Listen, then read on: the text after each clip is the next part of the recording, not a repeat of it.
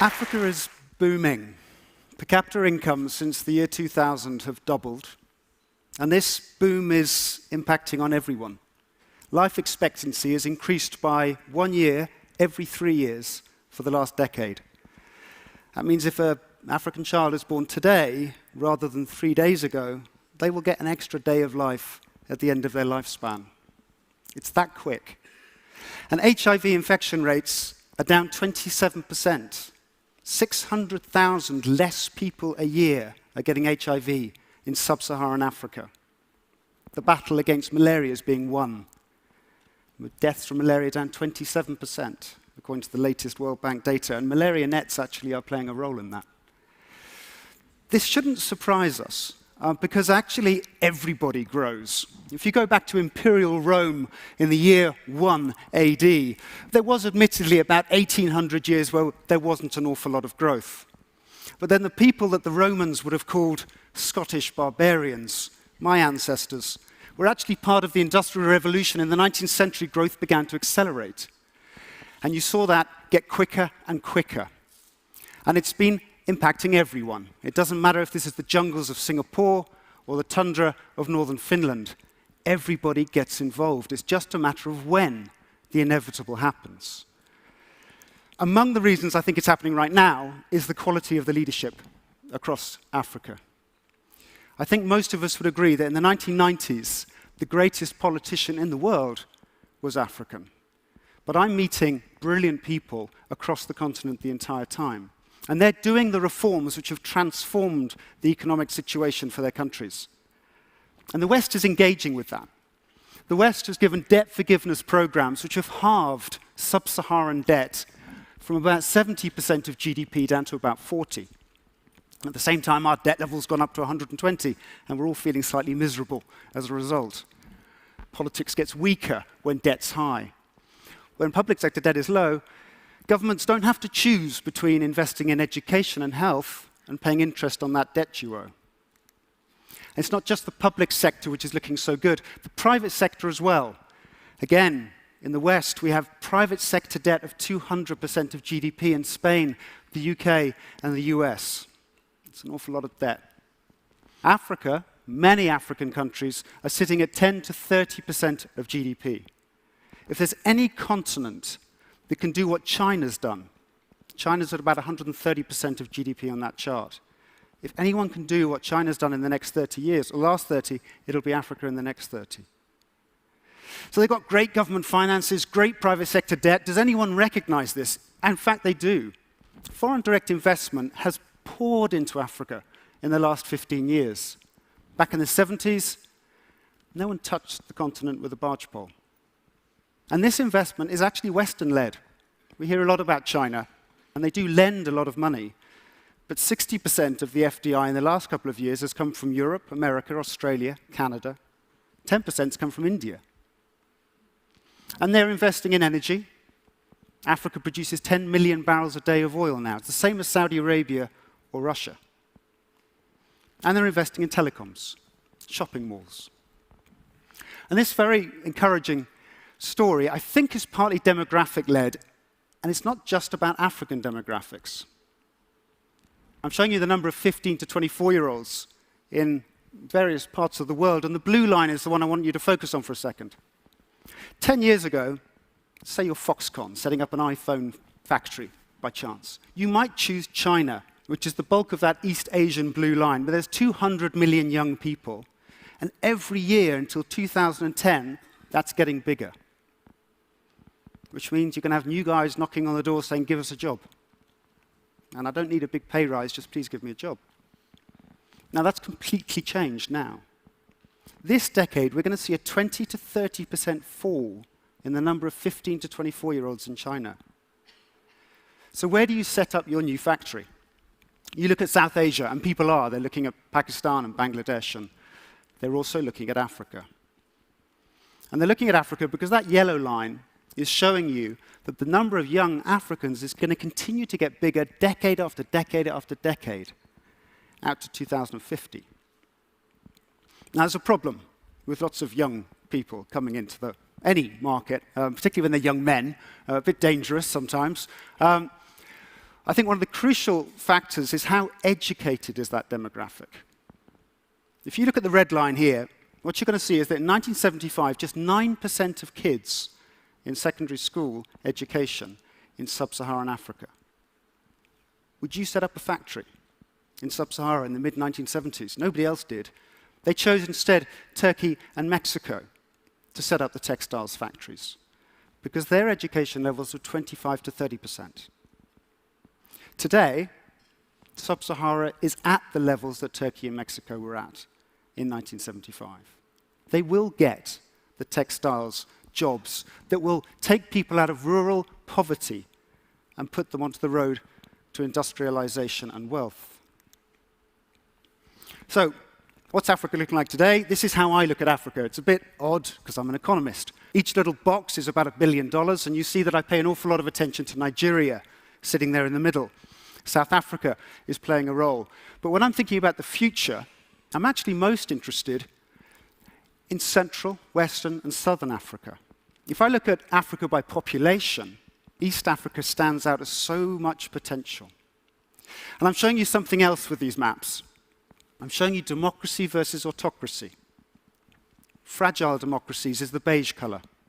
Strong democracies are the orange color. And what you'll see here is that most Africans are now living in democracies. Why does that matter?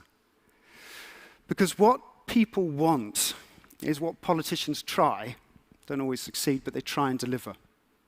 And what you've got is a reinforcing positive circle going on. In Ghana, in the elections in December 2012, the battle between the two candidates was over education. One guy offered free secondary school education to all, not just 30%. The other guy had to say, I'm going to build 50 new schools. He won by a margin. So democracy is encouraging governments to invest in education. Education is helping growth and investment, and that's giving budget revenues, which is giving governments more money, which is helping growth through education. It's a positive, virtuous circle. But I get asked this question, and this particular question makes me quite sad. But what about corruption? How can you invest in Africa when there's corruption? And what makes me sad about it is that this graph here is showing you that the biggest correlation with corruption is wealth.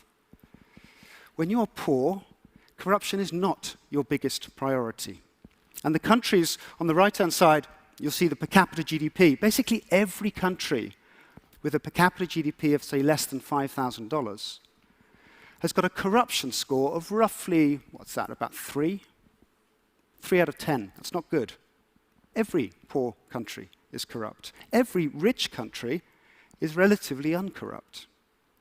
How do you get from poverty and corruption to wealth and less corruption? You see the middle class grow. And the way to do that is to invest. Not to say, I'm not investing in that continent because there's too much corruption. Now, I don't want to be an apologist for corruption. I've been arrested because I refused to pay a bribe. Not in Africa, actually. But what I'm saying here is that we can make a difference, and we can do that by investing. Now, I'm going to let you into a little not-so-secret.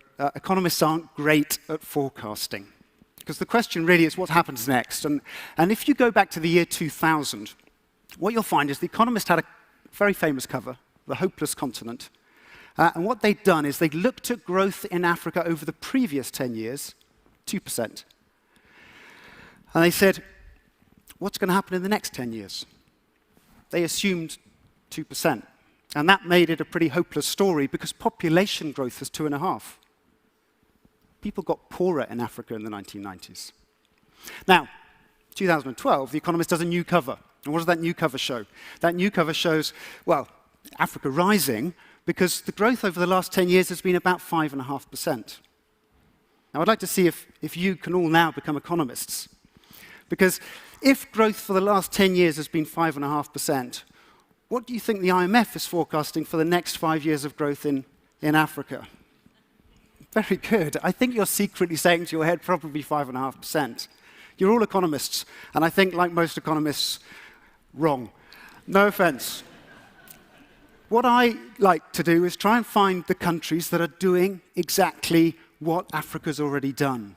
And it means that jump from 1,800 years of nothing to, woof, suddenly shooting through the roof.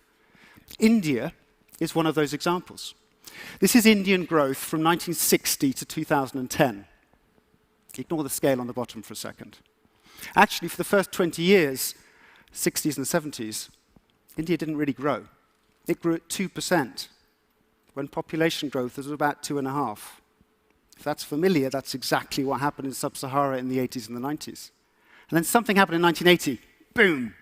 India began to explode. It wasn't a Hindu rate of growth. Democracies can't grow. Actually, India could. And if I lay Sub-Saharan growth on top of the Indian growth story, it's remarkably similar. 20 years of not much growth, and a trend line which is actually telling you that Sub-Saharan African growth is slightly better than India. And if I then lay developing Asia on top of this, I'm saying India's 20 years ahead of Africa. I'm saying developing Asia is 10 years ahead of India. I can draw out some forecasts for the next 30 to 40 years, which I think are better than the ones where you're looking backwards. And that tells me this, that Africa is going to go from a $2 trillion economy today to a $29 trillion economy by 2050. Now, that's bigger than Europe and America put together in today's money. Life expectancy is going to go up by 13 years. The population is going to double from 1 billion to 2 billion, so household incomes are going to go up 7-fold in the next 35 years. And when I present this in Africa, Nairobi, Lagos, Accra, I get one question. Charlie, why are you so pessimistic? And you know what? Actually, I think they've got a point. Am I really saying that there can be nothing learned, yes, from the positives in Asia, in India, but also the negatives? Perhaps Africa can avoid some of the mistakes that have been made. Surely the technologies that we're talking about here this last week, surely some of these can perhaps help Africa grow even faster. And I think here we can play a role, because technology does let you help. You can go and download some of the great African literature from the internet now. No, not right now, just 30 seconds. You can go and buy some of the great tunes. My iPod's full of them. Buy African products. Go on holiday and see for yourself the change that's happening. Invest. Perhaps hire people, give them the skills that they can take back to Africa, and their companies will grow an awful lot faster than most of ours here in the West. And then you and I can help make sure that for Africa, the 21st century is their century. Thank you very much.